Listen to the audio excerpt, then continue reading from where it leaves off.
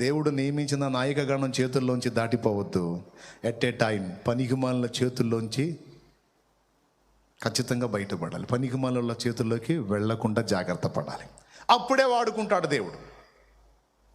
ఇప్పుడు ఎవరి చేతుల్లో చిక్కున్నావో, ఏ పనికిమాలిన వాళ్ళు నిన్ను లీడ్ చేస్తున్నారో అర్జెంటుగా వదిలించుకో. యేసయ్య చేతుల్లోకి వచ్చాయి.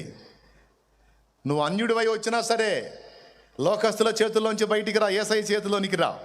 నిన్ను ఆయన రక్తంతో కడిగి శుద్ధీకరించి నూతనపరిచి నిన్ను అద్భుతమైన పాత్రగా చేసి ఆయన తన కొరకు లోకక్షేమం కోసం, లోక రక్షణ కోసం నిన్ను వాడుకుంటాడు.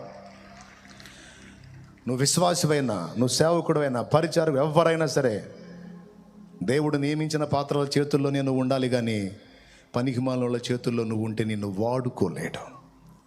సో దేవుడు నిన్ను వాడుకున్నట్లు నువ్వు ప్రత్యేకించుకోవాలి. 4 సంగతులు ఇంక అయిపోయింది. ఇది ఇంపార్టెంట్, చాలా ప్రాముఖ్యం. అందుకే నేను మీకు క్లియర్గా అందించాను. ఇక